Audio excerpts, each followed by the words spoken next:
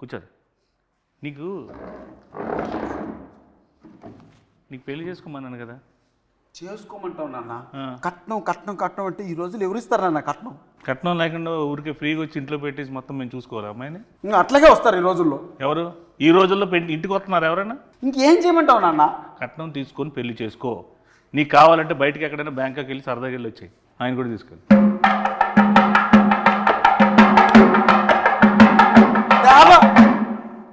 పెళ్లి గారి ప్రసాద్లో మొత్తం టోటల్ పెళ్లి కాకుండా ఉంటాడా రియల్ లైఫ్లో? రియల్ లైఫ్లో అన్నా సినిమా వాడు పిల్లనేవట్లేదు. ఓహో, అందుకే అబ్బాయిని చేసుకున్నావా? నాన్న ఎంత మాట్లాడినావు నాన్న? మరి ఇందాక చూస్తుంటే నాకు వారిని అడుగు అంటే ఇద్దరు చేసుకున్నారేమో అనుకున్నాను. అతనేనా ఈ స్క్రిప్ట్ రాసింది? కట్నం వారి శాసనాలు కట్టిన పెళ్లి గారి ప్రసాదం చేసింది అతనేనా? డైరెక్టర్ ఆయన. ఈ రోజుల్లో బాంబే స్టైల్ అదే, ఏం పర్లేదు. అది అన్నా అది కాదు నాన్న, అతను డైరెక్టరు. అతను కూడా పెళ్లి కాలేదు, అతను కూడా ఏదైనా సంబంధం చూస్తావేమో అని తీసుకొచ్చా. ఏమండి, నువ్వే ఒక ఫాదర్ అయితే పెళ్లి చేసుకుని కట్నం లేకుండా ఒక అమ్మాయిని తీసుకొస్తే రేపొద్దున అడిగేవని అయితే ఎవరు చూస్తారు? ఎవరిది బాధ్యత? What is the security?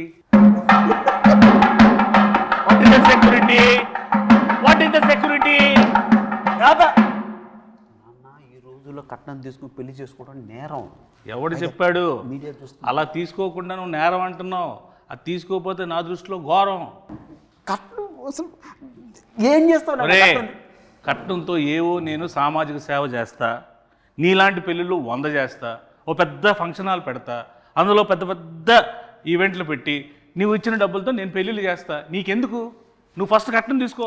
నాన్న సమాజ సేవ చేసుకోవడానికి కట్నం తీసుకో చేయాలన్నా కష్టపడి సంపాదించి ఆ డబ్బులు తెచ్చేద్దానన్న సమాజ సేవ. పాత సినిమాల్లో పావలా తీసుకొని కోటీశ్వరులు అయిపోవడాలు, ఒక సాంగ్లో పెద్దోళ్ళు అయిపోవడాలు, ఒక సాంగ్లో ఇల్లు అన్ని చేసేసుకోవడాలు అన్ని సినిమాలు అవుతాయి.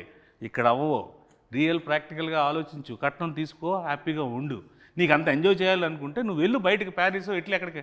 కట్నం ఇవ్వరు నాన్న. ఇవ్వనప్పుడు ఎందుకు రాయి పెంట మన ఇంట్లోకి? నేను వెళ్ళిపోతా ఇంట్లో. నువ్వు నా కొడుకువే కాదు. నేను నీ కొడుకుని కాదు. కాదు, కట్నం తీసుకున్నాడు కొడుకు కాదు. నువ్వు నా నాన్నకు, నీకు బటర్ నాన్తో సమానం ఈ రోజు నుంచి. నువ్వు బటర్ నాన్న? అవును. మా నాన్న కదా? కాదు. గోధుమ పిండి నాన్న కూడా కాదా? బటర్ నాన్ కొట్టు.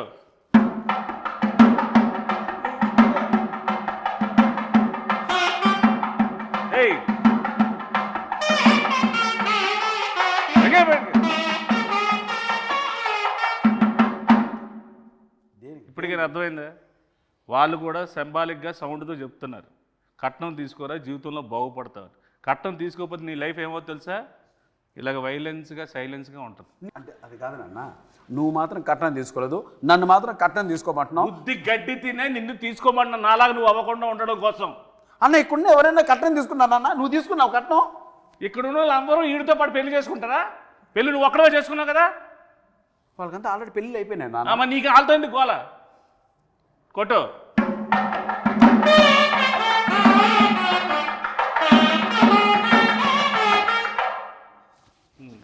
చెప్పు నాన్న. యాక్చువల్గా నాన్న, నువ్వు ఏదో కట్నం వారి శాసనాల గ్రంథం ఒకటి రాసి మీ తాత ముత్తాతల నుంచి ఫాలో అవుతున్న రూల్స్ రెగ్యులేషన్స్ నా పైన మోపి నాకు ఏజ్ బయరేంత వరకు ఇలా నిలబెట్టి నాకు పెళ్లి కాకుండా చేసి పాపం మూట కట్టుకుంటున్నావు నాన్న. ఏం పర్లేదు, ఈ రోజు నేను చచ్చిపోయినా నాకేం పర్లేదు. కట్నం తీసుకుని హాయిగా చచ్చిపోతా. నువ్వు మాత్రం నాశనం అయిపోవడం నాకు ఇష్టం ఉండదు. నీ మంచిగా చెప్తున్నాను రా. ఒరే గుడ్ కళ్ళద్దాలు ఎట్టుకున్న ఎదవా. నాన్న నువ్వు వెళ్ళిపోతే నాకు ఇంకో నాన్న ఎలా వస్తారు నాన్న? నువ్వు పెళ్లి చేసుకుంటున్నావు కదా, నీ దగ్గర డబ్బులు లేవనుకో, 4వ రోజు 5వ రోజు అదే వెళ్ళిపోతుంది. నీకు అప్పుడు తెలుస్తుంది బాధ ఏంటో. కట్నం ఉందనుకో, నీకు సెక్యూరిటీ ఉంటుంది, నాకు సెక్యూరిటీ ఉంటుంది. కట్నం కట్నం అనద్దు నాన్న, మీడియా ముందు ఉన్నాం మనం, అరెస్ట్ చేస్తారు మళ్ళీ ఇద్దరిని. మీడియా వాళ్ళు ఎలాంటి వాళ్ళు తెలుసా? కొట్టు.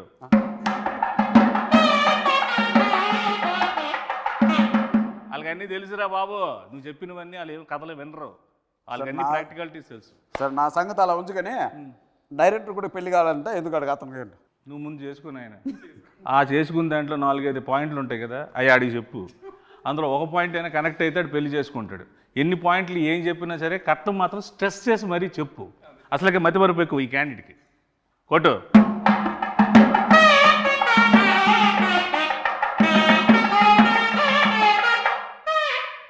ఓకే అయిపోయింది. ఇప్పుడైతే కాన్వర్జేషన్ అయిపోయింది. అసలు ఏంటి ఈ పెళ్ళి కాని ప్రసాద్ ఏంటి? ఇందులో ఇంతమందిగా నువ్వు ఉన్నావేంటి, ఇన్ని ఎక్స్ప్రెషన్ల కారణం ఏంటి, దీనిలో ఉన్న కథ ఏంటి, దీని వెనక ఉన్న కథ ఏంటి, నువ్వు జనాలకు ఏం చెప్పాలనుకుంటున్నావు? ఈ సినిమా చూస్తే పెళ్లి కాని వాళ్ళకి పెళ్ళి అయింది. పెళ్లి కాని వాళ్ళకి పెళ్ళి అయింది. పెళ్ళి. ఓహో, పెళ్లి కాని వాళ్ళకి పెళ్ళి అయింది. పెళ్లి కాని పెళ్ళి అవుతుందా అంటే పెళ్ళి ఎందుకు అవుద్ది?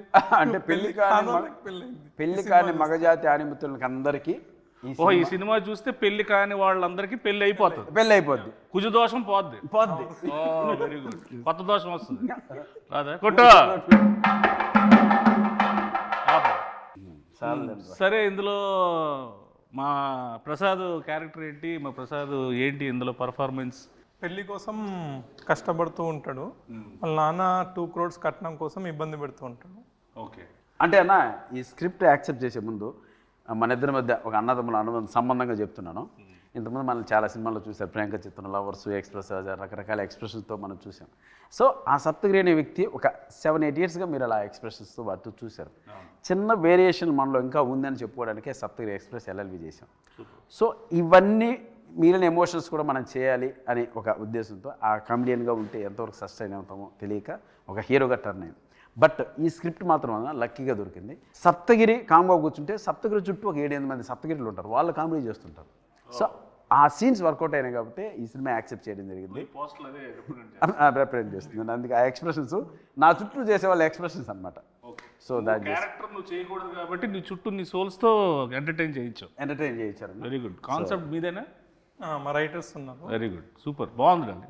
Thank you. Very good. కొట్టు.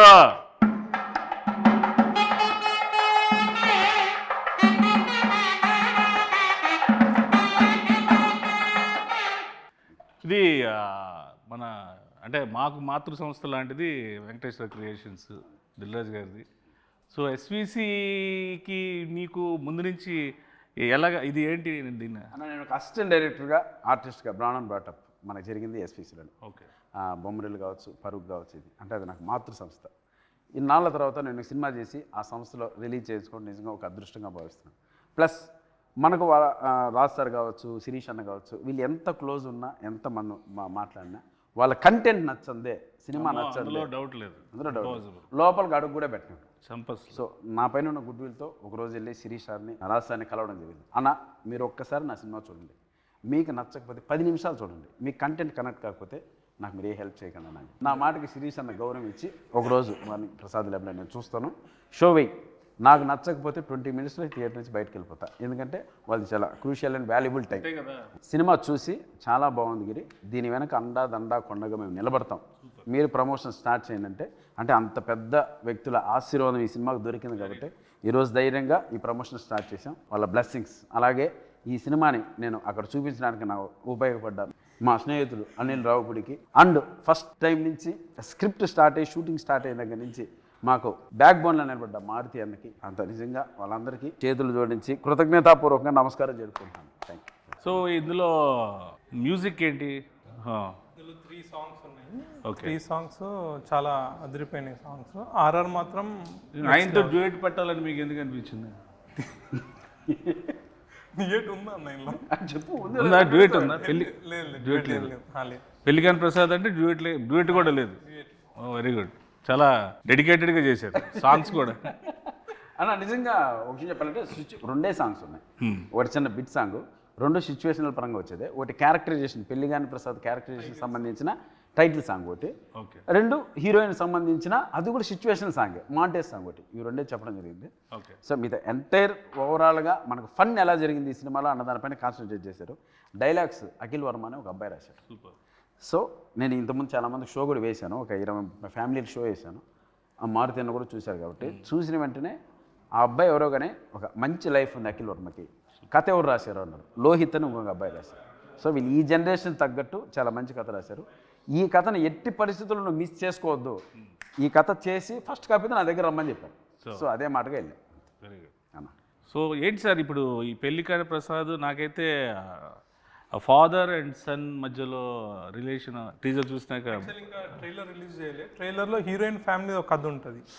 సో హీరోయిన్ ఫ్యామిలీ నేను టీజర్ చూసినాక ఏంటంటే ఫాదర్ అండ్ సన్ అనేది నాకు కనెక్ట్ అయింది.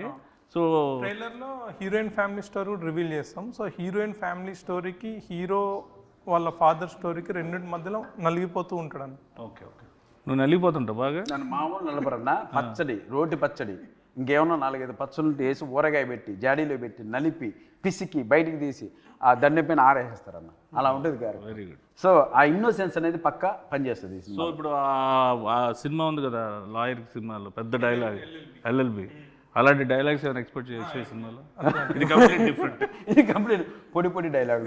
సెటిల్గా ఉంటుంది క్యారెక్టర్ మొత్తం సెటిల్గా ఉంటుంది. నీతో సెటిల్ అయిపోతాడు. మీ బ్లెస్సింగ్స్. ప్రయత్నం జరగాలి. నీలో ఉన్నది గొప్పతనం ఏంటంటే ఒకటే స్లాబ్ స్టాక్గా వెళ్ళిపోకుండా ఇది డిఫరెంట్గా ఉంటుంది. అది ట్రై చేయడం చాలా గట్స్తో కూడుకున్న విషయం. అట్ ద సేమ్ టైం రాజుగారితో ఒప్పించి ఎస్విసి నుంచి రిలీజ్ చేయడం అనేది నాకు తెలిసి 150% సక్సెస్ అయిపోయింది cinema. Thank you. So I hope డెఫినెట్గా నువ్వు సక్సెస్ అవుతావు డార్లింగ్. కాకపోతే పాజిటివ్ మాట్లాడుకున్నాం, నెగిటివ్స్ కూడా మాట్లాడుకుందాం మనం ఈ సినిమాలో. సో మీకు ఈ సినిమాలో బాగా నెగిటివ్ అనిపించింది. మనోడు ఎలాగా నెగిటివే, నేను తినేస్తాడు, అది చెయ్యి ఇది చెయ్యి అది చెయ్యి ఇది అది ఇది అని. సో ఏది మీరు కొన్ని ఇలా అనుకున్నాం బెటర్ వేలో అలా వెళ్ళింది అనుకునే పాయింట్స్ ఏమైనా ఉన్నాయి? మలేషియాలో చిన్న ఇన్సిడెంట్ జరిగింది, అది అన్నది. ఇప్పుడు మలేషియా షూటింగ్ ఫస్ట్ నుంచి మాకు అన్న ఫారిన్ షూటింగ్ ఉంది ఆస్ట్రేలియా. అలా స్వాతి ముత్యం సినిమాలో ఉద్యోగం కోసం కమలాసనం గారు తిరుగుతుంటారు సోమయాజన్. అలా ఆస్ట్రేలియా సరే ఆస్ట్రేలియా పోతున్నాం కదా, సరే ఓకే అన్న దుబాయ్.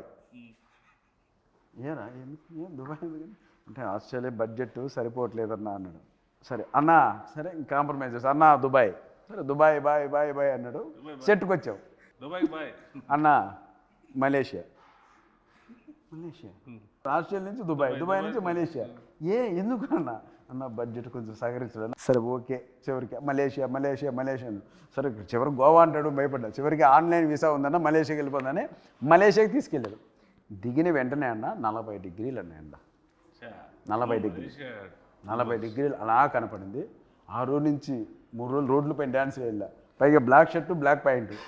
నా వల్ల కాదు అన్నా, నీకు దండం పెడితే వేసేయన్నా అని రాత్రి బోలు బయట తరగతి. అన్న మలేషియా వచ్చామన్నా, పెరిగిపోయిందన్నా భోజనాల ఖర్చు, ట్రావెల్ ఖర్చు అని. అసలు మామూలు ప్రొడక్షన్ మేనేజర్ ఇంకా అక్కడ డైరెక్టర్ మర్చిపోయింది సాంగు, ఇతను కష్టపడితే సాంగ్ అవుద్ది అలా అన్నాడు. సరే ఓకే నీకోసం కష్టపడతాను సర్టిఫికేట్స్. ఒకసారి మలేషియా అంతా తిరిగా, ఎండకు అలవాడవడానికి. నిజంగా సర్టిఫికేట్ తిరిగా, ఎండకు ఎదురెళ్ళా. సరే చేద్దాం మనోడు కూడా కష్టపడతాను.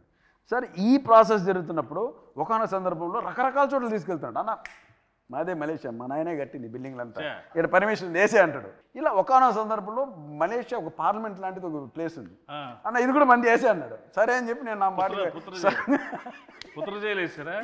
ఒక చోట ఆడ రిస్ట్రిక్షన్ ఉన్న ఏరియా నా పాటుగా డ్యాన్స్ పెట్టే ముందేసి సాంగ్ ఆన్ చేయమను, నేను వేసుకుంటాను నేను. అది పెళ్ళి కానీ ప్రసాద్ అని ఇంతవరకు 1 2 3 వినపడుతున్నా. కాసేపటికి వినపల్లా తిరిగి ఊరు లేరట్లా. అరే ఏంట్రా ఏమైపోయినా అని తీసుకెళ్ళి పోలీస్ స్టేషన్లో పెట్టాడు. పోలీస్ స్టేషన్కి అక్కడ పిక్ పాకెట్లా ఉన్నాడు అన్న. కెమెరాలు ఎత్తుకెళ్ళిపోయారు. పోలీస్ స్టేషన్ ఎక్కడ ఉందో నాకు తెలియదు కదన్నా, మొత్తం ఎత్తుకెళ్ళిపోయారు. మొత్తం యూనిట్ అంతా అదే ఉన్నా. సరే పోలీస్ స్టేషన్కి వెళ్ళాం. ఇతన్ని పోలీస్ స్టేషన్ నుంచి తీసుకురావడం అన్న తల ప్రాణం తోకొచ్చిందన్న. వాళ్ళు ఇంకోటి అంటే కావాలని వాళ్ళు ఏదో మలేషియన్ లాంగ్వేజ్ మాట్లాడుతున్నారు. ఈయన నీదే అన్నావు కదరా, బిల్డింగ్లో మీ నాన్న కట్టాడన్నావు కదరా, మాట్లాడరా మలేషియన్ లాంగ్వేజ్ రాదు. ఇంకా ఆ రకంగా ఆ రోజు అంతా రాత్రి అంతా పోలీస్ స్టేషన్ పొద్దున్న 3 గంటలకు బయటకు తీసుకొచ్చి అమ్మాయి అలా వెళ్ళాం. పొద్దున్న షూటింగ్ అంటే అన్న మళ్ళీ వాళ్ళే ఇచ్చారు నా పర్మిషన్, అక్కడ ఇచ్చట మనం అన్నాడు. ఇంకా రాత్రి స్టేషన్లో పర్మిషన్ లాక్కున్నాడు మళ్ళీ. సో అలా ఆ ఇన్సిడెంట్ నిజంగా తర్వాత తలుచుకున్న అప్పుడు సిచ్యువేషన్ సీరియస్ కానీ తలుచుకున్న తర్వాత పడి నవ్వు. సో అలా జరిగింది ఆ incident. So Australia, Dubai, Malaysia, Goa అనేలోకి మలేషియాకి తీసుకెళ్ళాడు. చివరికి ఆడ కాంప్రమైజ్ అవ్వాల్సి వచ్చింది అన్న. అలా గోవా అయితే మిలిటరీ వచ్చింది, వాళ్ళు నేవీ మిలిటరీ కూడా కాదు, సముద్రం కలిపేసేవాళ్ళు. అలా జరిగింది కొట్టు.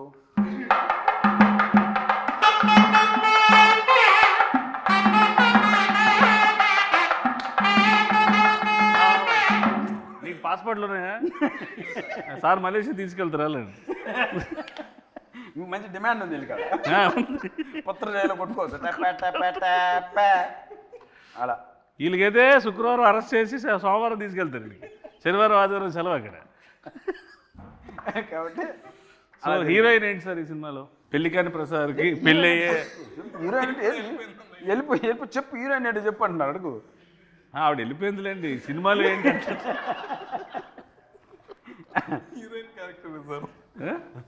ఉందా? Heroine character. హీరోయిన్ క్యారెక్టరే, హీరోయిన్ క్యారెక్టర్. హీరోయిన్ క్యారెక్టరే అంటాడు. ఓహో, ఇలాగా నీకులాగా మదర్ క్యారెక్టర్, పిన్ని క్యారెక్టర్లు అన్నీ ఆవిడ చేయలేదా? Heroine character. Very good. అంటే పెళ్లికాని ప్రసాద్కి హీరోయిన్ ఇంపార్టెన్స్ ఏమైనా ఉండి ఆ ఫీల్ ఏమైనా, పెళ్లికాని ప్రసాద్ కారణం ఏమైనా? పెళ్లిగాని ప్రసాద్, ఆమె పెళ్లిగాని ప్రసాద్ అమ్మ. వాళ్ళమ్మ అమ్మ ప్రసాద్ అమ్మ అంటే ఆమె.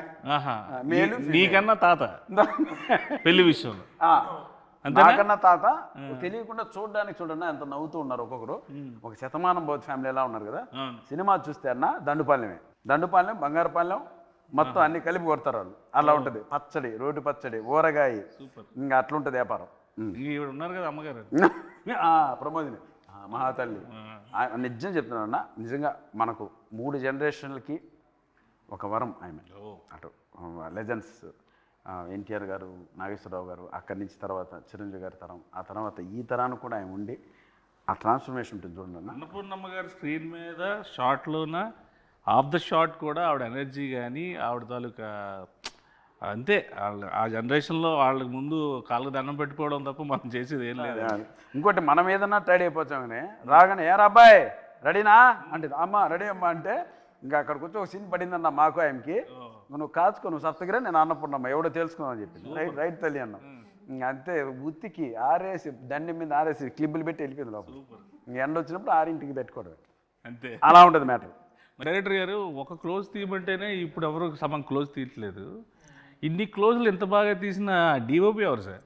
సుజాత సిద్ధార్థ్ అని డిఓపి చాలా బాగా చేసిండు. ఆయన ఇంతకుముందు 6 to 7 ఫిల్మ్ చేసిండు, అన్ని మంచి బడ్జెట్ మూవీస్ చేసిండు. ఇప్పుడు మనం మూవీ చేసాము.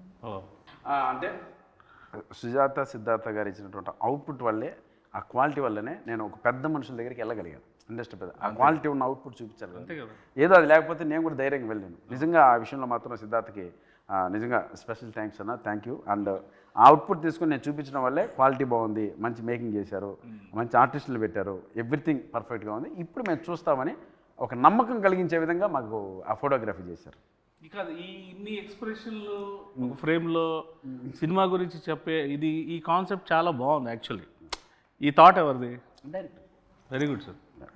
అంటే అన్ని ఆర్టిస్టులు కన్నా ఒక పెళ్లికాని ప్రసాద్ అనేవాడికి ఇన్ని వేరియేషన్స్, ఈ సినిమాలో ఇన్ని ఎమోషన్స్ ఉంటాయనేది బై పోస్టల్ చూస్తేనే మాకు అర్థమవుతుంది. అది సినిమాలో డెఫినెట్గా ఉంటుంది అనుకుంటున్నాను. అది ఉంటే కనుక నువ్వు ఇంకా పాన్ ఇండియా సినిమా చేసుకోవచ్చు. హ్యాపీగా రీజనల్ లాంగ్వేజ్ మంచి సినిమాలు పాన్ ఇండియా, మళ్ళీ మలేషియా జైలు, పాన్ ఇండియా అంటే మలేషియా, అక్కడి నుంచి ఆస్ట్రేలియా నుంచి దుబాయ్, కట్ చేస్తే పెళ్ళి లింగంపల్లి, యూసఫ్ కూడా. సో ఇందులో యాక్షన్ ఎక్కువ ఉందండి, కామెడీ యాక్షన్ ఉంది. అది that is one of the action, biggest action. Comedy అనేది అంత యాక్షన్ ఎవరు చేయలేరు. ఫైట్ మాస్టర్లు కామెడీ యాక్షన్ చేయలేరు. అందుకే అన్ననే చేసేసాను, ఫైట్ మాస్టర్ లేడు అని ఆయన చేసాడు. అన్నీ అన్ననే ఈ మాస్టర్ కూడా ఈయన. సూపర్.